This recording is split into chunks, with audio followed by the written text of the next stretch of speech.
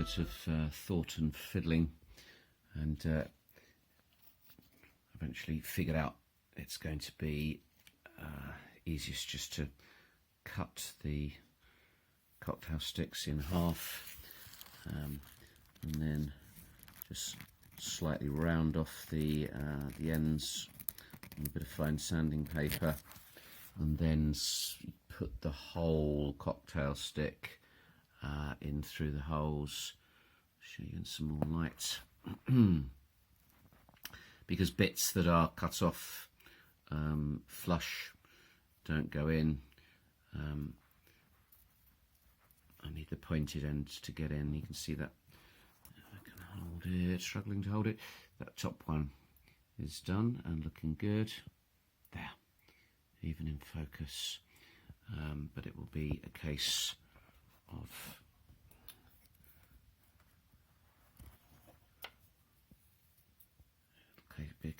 pushing these in through the holes. I may just have to tap with a very small hammer, and then all the ends will be sticking through, and those will be cut off with a fine cutting wheel afterwards. Tiny little speck of glue here and there. You can see that I haven't been able to clear up around the window yet because I'm struggling. I haven't got my needle files at home. They're at the studio. It's Christmas Eve, and certain changes meant I was able to get to the studio after all, and I've been doing little fiddly twiddly bits, like working on the back, which has fallen behind, and been doing little changes and props like that before sticking the third story into place and starting the rather difficult construction of that balcony. There are errors, and there are odd things like this arrangement at the back here. So I've been working on this little filler piece, which is going to go there, and researching how I'm going to make the thatched roof. I'm going to have my first little piece of thatched roof there, which will serve as a test piece for the method I'm going to use. And at the same time, I can put the first little bit of stain on that door. And I started thinking about the other door, and I found this lovely picture. That's one of those images from a stock photography site, and it's simply labelled "Old Iron Door." No idea where it comes from, what country it's in, or anything. And you wouldn't really have got iron doors of any sort in an early medieval building, but this is the third story. We're supposed to be going a bit fantasy, and that's like an ironclad door. I just love the look at it. Look at it. Love the way there's this sort of rusted away erosion, and rust is lovely to paint. This is interesting in that there's some rust on there, but not too much. So that other door, which is the door that you need to exit on the third story to get out onto the balcony, needs something doing to it. And as it's Christmas, we've got everywhere mince pie cups, and that I'm going to fiddle about with now and see if I can make it resemble that. Merry Christmas. It's between Christmas and New Year, and I'm back in the studio. On my Christmas list, I had an airbrush. Now, it turns out that I have been a very good boy all year, and Father Christmas has obliged. I'm aware, I've just noticed that I'm wearing a red shirt with my white beard, but it's not true, I'm not actually him. And so there was an airbrush on Christmas morning, and here it is, airbrush kit I should say, because it's the compressor and the airbrush. And I'm completely clueless really as to what to do with it. It was all with bits, hose I suppose. That's the airbrushy thing itself. In there it comes with kettles and pots and little cleaning brushes. It comes with a little sort of like A5 piece of paper in exquisite Chinglish, essentially saying what the different parts, and the whole thing strips down into about 30 different tiny bits of metal. No instructions as such, though the thing is called an instruction manual. It's just really a parts list. And the compressor, I'm going to drag it out of the box. The compressor, there's a couple of unidentifiable little bits that are kind of put into this box with the plug. It's going to be a steep learning curve.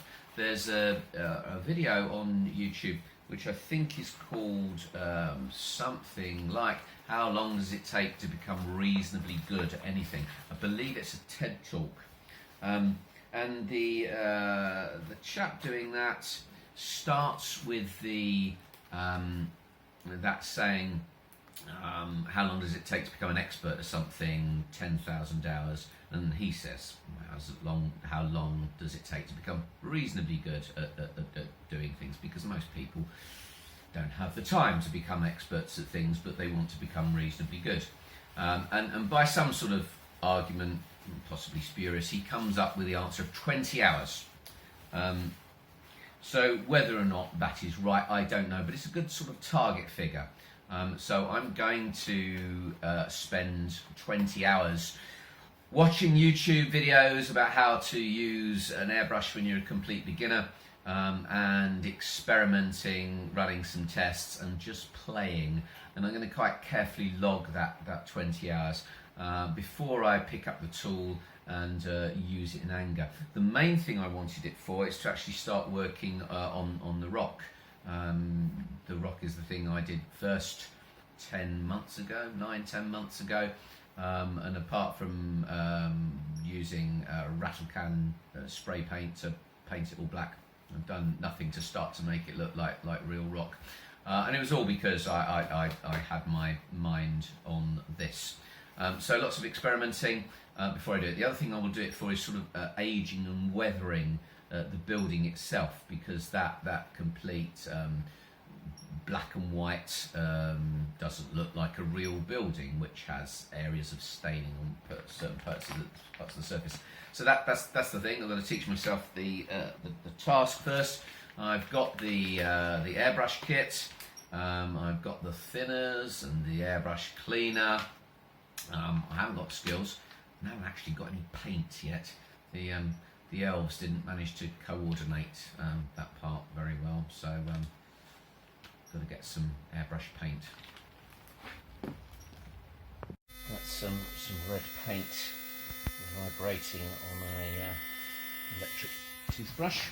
Various bits are drying at the moment, so I'm fiddling around there, starting to build the grate for the grill. That's the grate or grill that's going to go down into the overflowing tank. That means gluing little bits of that together. The bridge, sort of almost hidden bridge between the tower and the third story, is there and drying. This extra bit is drying. There's so many little bits at the moment that I can't touch that I'm having to find small pieces to do here and there. So that red paint is just having a shake, ready to start painting the dragon beam, dragon head, and that image is what I'm going to use as an inspiration, because that's from a medieval manuscript. And they had a different idea about how to paint things. So here they say, hey, he's a dragon. He's going to have a green head and a red body, but with a green stripe down it, and blue legs. It's quite fun to look at material like that for your inspiration. Get away from modern ideas of what dragons look like. Working on the doors, coming on. Next bit is that really tricky bit again of cutting the pins off. The trouble is when you start using the Dremel tool and a cutting blade to cut the remainder of the pin off, it often works loose in the little hole, and then the little head comes out and you're back to square one. So this has had more than 24 hours for the glue to set, and that one is extremely lethal looking. Bit of red oxide rattle can primer going on that. Soon I suppose I will be able to do things like that with my spray gun. So I have to tidy the studio because it's just looking like an absolute bomb site, and I can't move anymore for stuff and bits everywhere. But before I do, let me tell you where we are with the project. I'm having to face the fact now that if this is going to be a 2-year project, I'm sort of over halfway through. I've got to speed up, I've got to make decisions, stop fiddling. It has worked. This is a crib sheet to tell what I'm going to tell you about. It's reached the stage now where it's a great project and I'm really enjoying it, and it really is what it was always supposed to be, which is several different things in one. Instead of having 12 projects on the go that are all different, I've got several that are all related to this in one way or another. So here's the tour. There are the doors. I spent hours fiddling about with those. I'm really pleased with them. They've been great fun. Absolutely the best part so far. There's also a sewer grate which I've left at home today, which is a pain because I was working on that.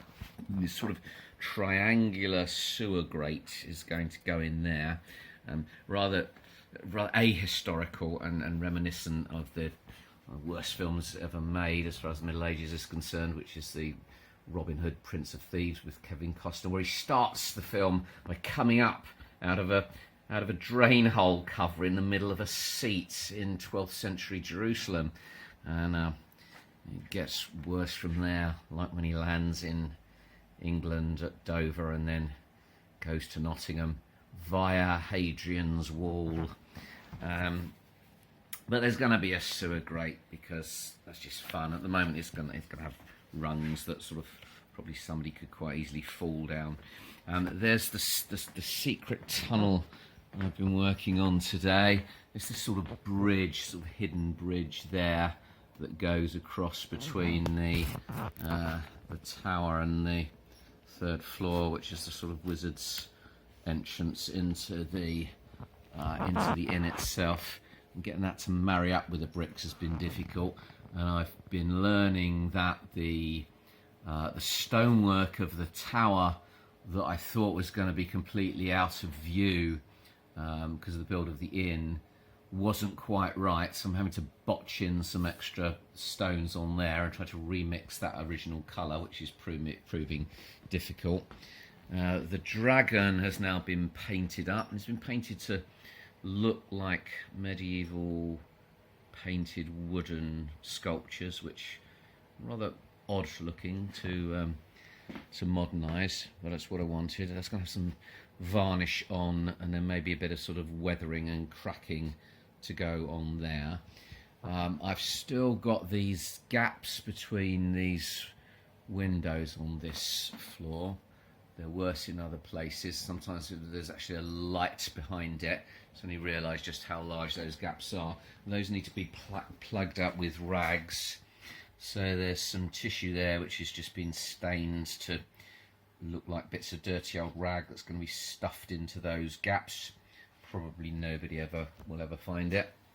I'm making no progress on the 3rd floor and the balcony because I can't start putting in those jetty supports and then building the balcony on until I've stuck the 3rd floor down, and the 3rd floor can't yet be stuck down until I've got everything right, like the secret passage there.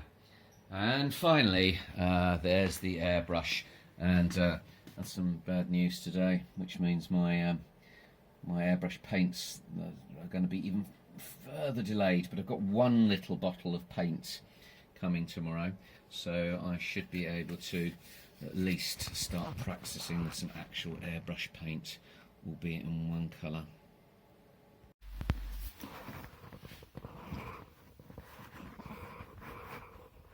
So, as this is the theoretical halfway point, this would seem like a good time to say to you, if you're watching these videos, please subscribe to my YouTube channel, which is called LGT Makes.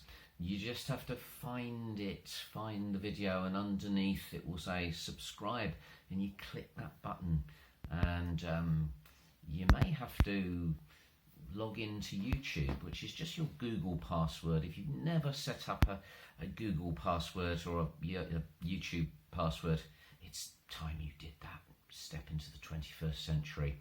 And if you press click the like as well, which is that little thumbs up icon, that actually means that YouTube might just show this video to other people in their suggestions column down the right hand side of their page when they're on YouTube.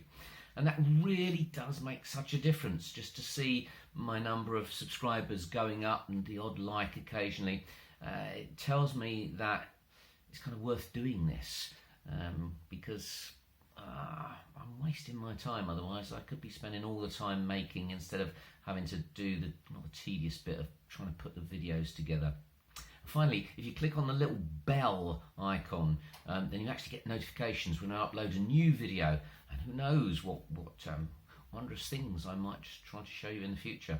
If you click that little bell, you will get a little message from YouTube when I upload a new video, which isn't very often. It makes a lot of difference, so thank you for taking a moment to do that. Cheers.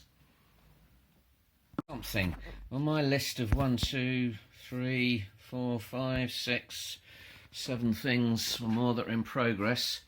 I forgot this. I've got this little bit of sloping roof there, which is going to be the test for all the eventual roofing. And I decided the method I was going to do for that was teddy bear fur. There's lots of different methods of doing thatch on buildings. And I sent off for a sample on eBay, and look what came. It's absolutely perfect. It's teddy bear fur that comes with, it's made of 3 different strands of hair to look realistic, and it's just awesome. Now I'm going to have to do a lot of work to sort of damage it and change it, but I'm really looking forward to having a go with that. I can't believe how much that looks like a perfect colour and texture match for roofing thatch. Now I really must get that vacuum cleaner going and start tidying. This is the bit I hate. I need a maid.